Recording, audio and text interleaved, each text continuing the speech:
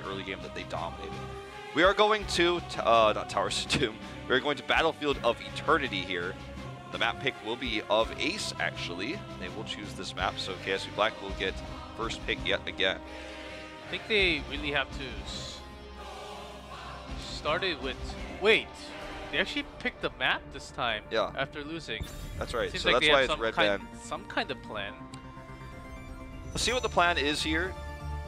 Obviously, this team comes in very practiced. We can already tell from game 1, which is refreshing to see. Our bottom of the barrel teams last year, or 7th and 8th place teams, often were, let's say, less prepared for moments like this. But Greymane will be first banned, actually. This leaves both Shimada brothers open. I imagine that they will see the Hanzo again. Especially on BOE. Hanzo is the way to go if it's open. Genji pair up with Uther, very likely from Ace. Yeah. Neither hero's changed in this current patch. So, I guess Genji's like Dragon Blade, his level 20 Dragon Blade is like slightly changed the duration. But overall, pretty much the same. Very slight nerfs to Hanzo. Well, Hanzo was nerfed. Yeah, Hanzo, of course, yeah. I know, like, so he's balanced I know now, no right? one will be able to tell, but like, he was nerfed. He's not the same as he was before.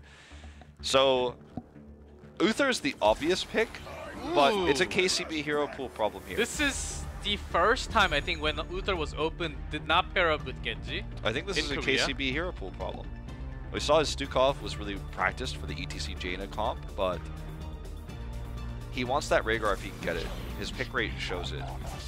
Okay, more training grounds potentially for Rich here on the Dahaka now. Is going to control that soul lane, which is very important on this map. A lot of brushes as well for him to come into and flank. It can also be kind of the defender of the Immortal in the race. He can harass a little bit. Yeah, and this is the happy Dahaka map, of course. So with Dahaka's keeping Muradin for now. So the chains here for Black in terms of the draft, everything is the same except they've moved Dahaka up a rung and allowed Ace to have the Rhaegar. So the Li Ming ban come through, so Ace is looking and saying, I see a pattern here. I see what you guys are trying to do. You're trying to draft the same draft, which is insanely strong with the poke damage they have from Hans with Li Ming, and the anti-dive with Muradin and Dahaka. Allows them to just basically poke the Immortal forever and win. So the Li Ming is removed. It's a very smart ban by Ace. It also prevents them from drafting literally the same thing they had last game. Minus Rhaegar. The Tyrael ban comes through in a similar fashion. This leaves Abathur open, but not really strong with this comp at the moment. You don't really need to ban Abathur when Greymane is already removed. Yeah, that too.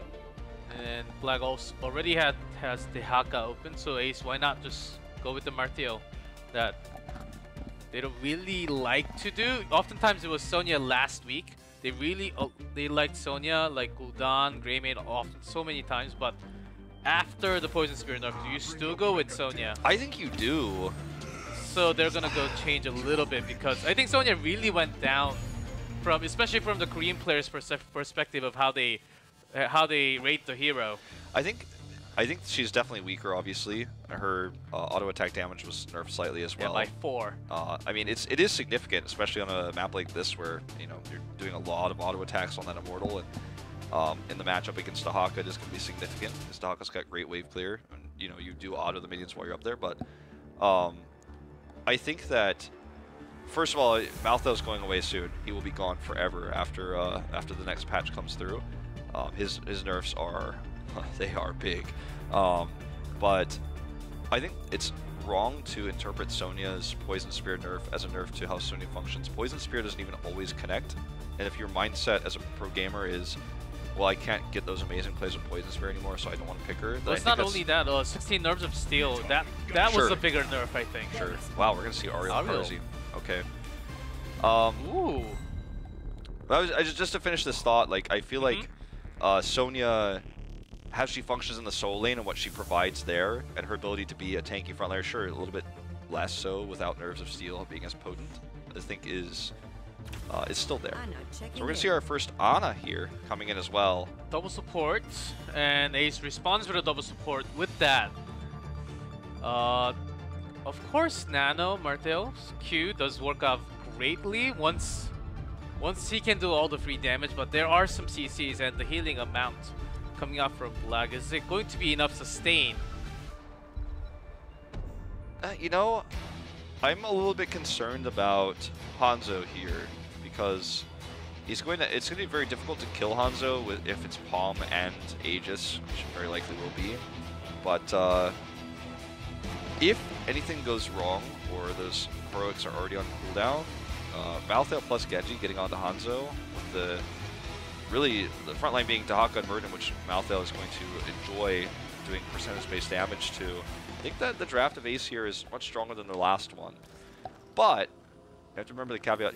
He can be cleansed for his Tormented Souls, but he will not have Divine Shield, will not have Sanctification, for example. So protecting him in those moments will be tougher. But again, it's only really against the poke damage of Hanzo and then the dive coming through from Sake on the Karazium, I guess you could say. This is a bit of a wonky draft. In terms of the Immortal race, though, huge lead to Black. And we are seeing Redemption, of course, so that's gonna be the main reason. Even with Hanzo's puny auto attack damage nerf. Well, the armor is now from the maximum of -25 to 20. Still a big change. Sure, that's quite significant as well. Yeah, bigger changes coming soon, of course.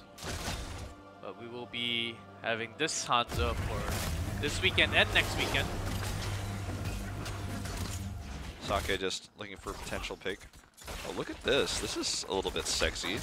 Gonna try to steal the mid-healing well. That's a ninja. I have actually never seen this before.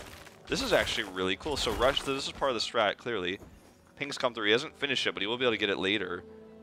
He doesn't stay a second too long. Let's see if he gets out of here. He has his E, so it should be Look no at that. problem. He gets out. He pulls everybody from lane. Almost gets a healing fountain. I actually really like that. Look, they win the lane during this time as well. Rich is going to have to clean this up. Sure, he'll be fine. And use I don't think he will but try to go in again. I think it was just for the harass to remove them from the lane, first of all. Yeah, that then was maybe really if cool. he had really got that fountain for the next Immortal fight, it could have been a huge benefit for them. That's actually really cool. I mean, very nice strategy coming up from Ace. Genji's specific, but you know, we don't see creativity like this very often. We used to see Li Ming's. Remember Li Ming could actually shoot over the wall with her orbs and kill the healing fountain in the early game. We saw that a lot. That attempted, at least. Teams got used to it, but it happened a lot back in 2015. So anyway, we're going to see another stun come through here. The ETC very strong, obviously, in the early game, but the sustainability in this lane, it's the 4-man 1 by KSV Black. They have Ariel, and they just have so much healing. They've got good wave clear. Tough to win this one. Malthael matchup, obviously good for Ace in the top lane. Here comes he's going to get the snipe, by the way. He's going again. Rush is going to try to get that healing well. Watching on the minimap. I don't know if we're getting a shot of it. He's going to get it. You surely watched lots of EU streams. So, gets the healing well. And you've never seen anything like this in Korea. This is really cool. So now they don't have that extra sustainability. Remember, KSV Black has Ariel and Hanzo, and Karazium, and Hanzo, obviously. So sustain isn't going to be a big problem for them in the Immortal race, but if they lose a trade, that is actually going to be quite significant. I actually love that he's able to find that. Let's see what lane they actually want to focus on. Black's damage mostly, when I say mostly, over 50% will be relying on Hanzo. Basically, I don't think they will be looking for too many team fights. Maybe they're really looking down for folks to get that Immortal really without fighting, without really having the big team fight. Because in terms of team fight, of course, Ace as a team comp, it still looks kind of funky with Anna and Regard together. Yeah. But still, I think they kind of win the team fight if you're saying a 5v5 with an adjacent team here. Okay, that's going to be a kill though. Onto Malthael, that's unfortunate. Witcher playing that hero this time. I think it's going to be up to Gamey. Gamey has to set up the team fights. If he can stun and set up enough moments for... Doesn't have to be a mosh pit necessarily, but if he can stun or zone heroes into Tormented Souls, plus the damage is coming out from Dragonblade, then they can win fights. I think it's going to really be up to him, and it's going to be a post-10 where they can really come online. Pre-10 is going to be tough because of the sustainability that KSV Black has at their disposal at the moment. They already have a better position here. See how long they can make that the case, though. Tist eating a lot of that percentage-based damage here. Wow, this Immortal is basically melting down from Hanzo's pokes only. Genji and Malthael are going to rotate up now to poke on the red Immortal. Very defensive position here for Ace, but unfortunately just a little bit late due to Witcher's death earlier. The Hanzo arrows are so powerful in moments like this, where you basically always know where Gamey's going to be. So Rush is just poking here. KSV Black's going to look for a target. I mean, ooh, double stuns here due to the Immortal. Sleep Dart as well. Rush wants Sake. Witcher jumps in onto him, but not enough. The sustainability we're talking about, KSV Black is so strong here. Look at that, it's just so hard to kill anybody. Yeah, also the thing, when later after 10, maybe when Genji has that Dragon Blade, maybe he can go in and pick up that kill later on, but for now, I don't think it's possible, when they're, especially when they're losing members every single time like this. Well, 4 people just got stunned by an Immortal on TV. But they got Gamey, that's all that matters. Alright, best team in the world, ladies and gentlemen, KSV Black. They're just trying to rush it down, you know. Yeah, well, it's happened to everybody. Yeah, it's happened to everybody. Oh, that first damage, just basic attacks from everyone. Yeah. Along with Karazim, and they can mash that in and get a kill. Yeah. They don't even need to CC here. The Karazim adds a lot of extra damage. I think that's why they chose him as a secondary support here, because he helps race, he also helps finish off those targets. Gamey's death earlier really unfortunate, but what he was trying to do was slow down the attack. It was unsuccessful. He's back now. There's a power slide to help save Hero's life. Gamey, again, caught, already used his power slide, trying to get that armor. Rich comes through, there's the stun onto KCB. Gamey will escape, but at KCB's cost of his life. Now the rotation of Rich back up to top lane, at least in this moment. Malthael is able to get a little bit of extra push, but not that much. Just I think we'll see a lot more, not too many of course, but sometimes we'll see a lot more Hanzo Ariel pair up. I think with the Redemption build, Ariel is actually a good pair. Yeah. With the basic attack, kind of like a like slower Bala in a way, you know, yeah, with absolutely. a lot more poking. I completely agree with you. We're on the same page with this. Like, you can Some do it with people might Greymane disagree too. with the battery, but I think Hanzo's doing enough damage to build out all that energy Yeah, for Ariel. is he the best battery, quote unquote? No, but no. it works well for this draft Yes. because it gives you all the things that Hanzo does that Vala doesn't, and you can get a decent battery out of it at the same time. So I actually completely agree, and I think that the synergy is certainly there. For Genji, though, the synergy is not as much there. Obviously, since Ana's changed Nano Boost, where it doesn't affect Dragon Blade, this pairing is kind of ill-fated.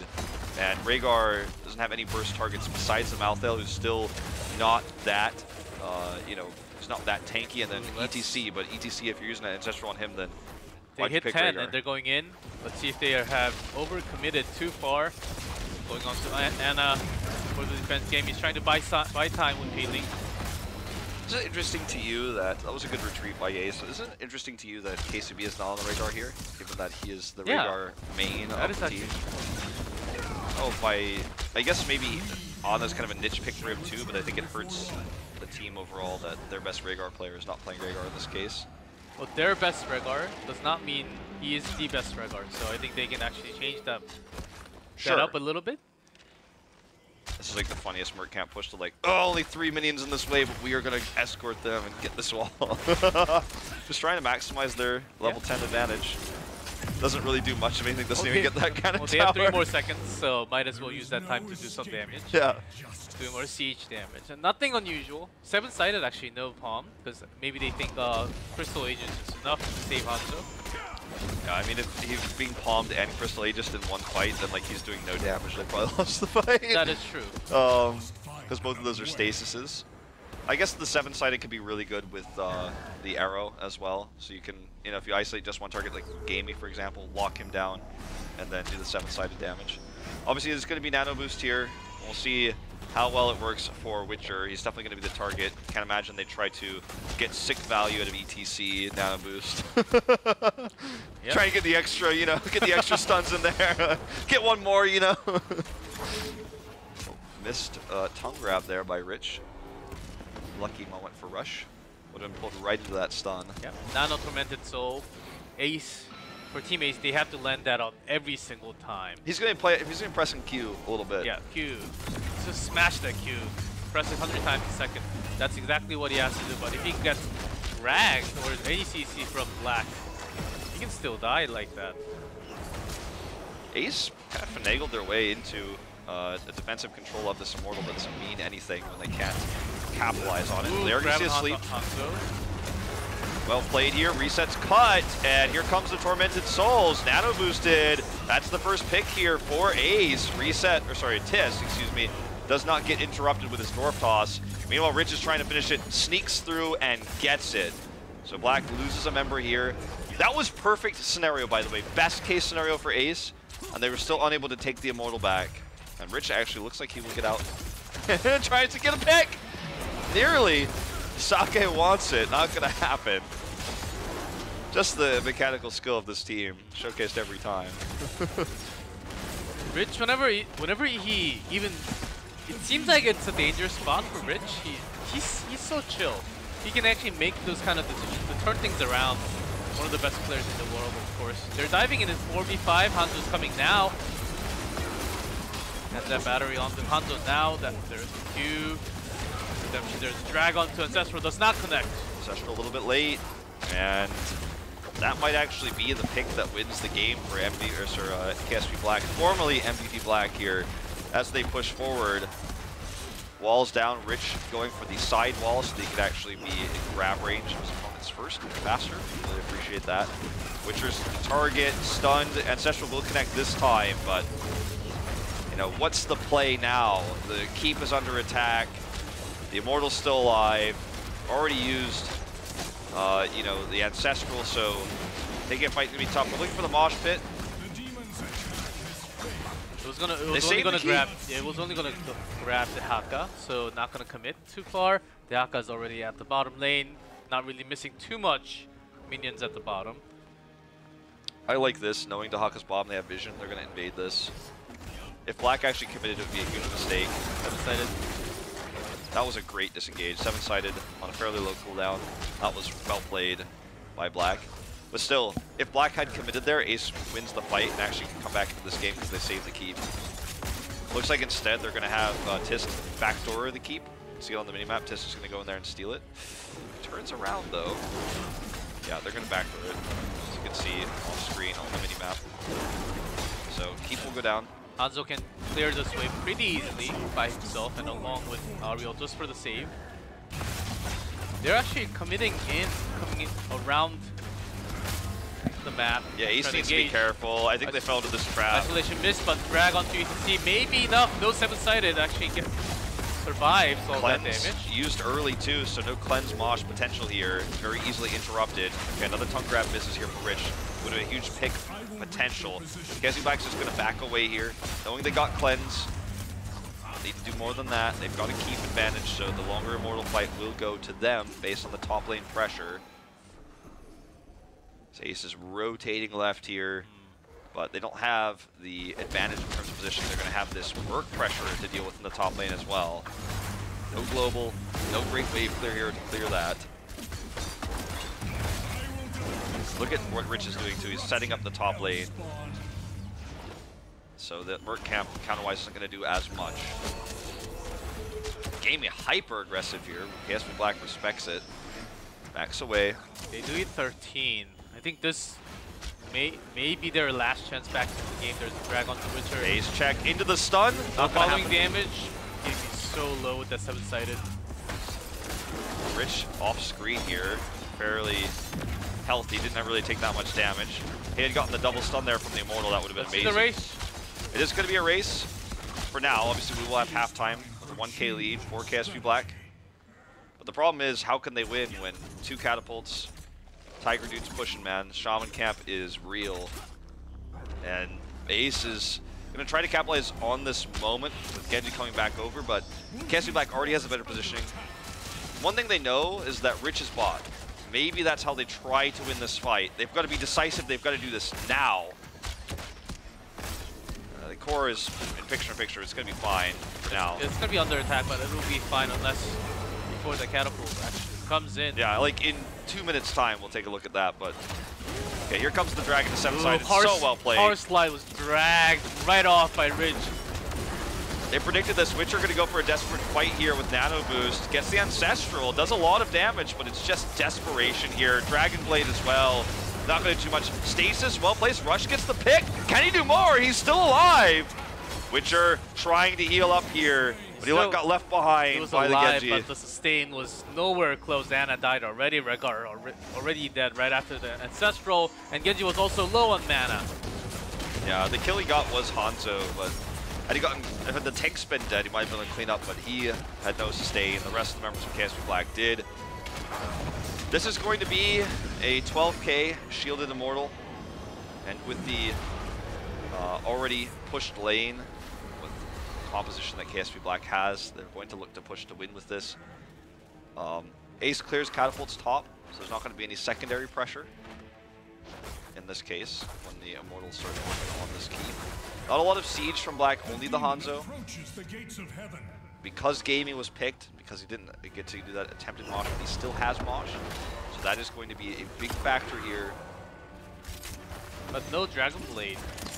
That's right. Can you really go in with just the mosh fit? I mean, he could just simply be dragged again, just like last time if he gets too aggressive. Look, looking for it already. Cleanse too, just to make sure he could get the grab. Gaming gets away. Just coming in for the stun. The target this time is going to be Witcher. He's isolated. They zoned him away. He survives. But what about the Keep? That's the big question here. Keep goes down without a hitch. The Immortal still very healthy. And can Ace somehow pull off a fight here? Mosh is their only hope. It's going to have to be on Gamey or this game is over. Oh, He's dragged already. Dragged on the power slide. Does go in again, but can he actually beat? Does not even get a chance. He was stunned the entire time. Yep. Knocked into that rubble of the Keep by the detainment strike. Chain stunned. Ana's the second to go down here. Hero runs away. He might live, but his team certainly will not. And KSV Black is going to take the lead here as Tist will chase down with the spray as well. Going to be a 2-0 lead here for KSV Black, taking this win 11 kills to 2 at 16 minutes in. Gotta say this one was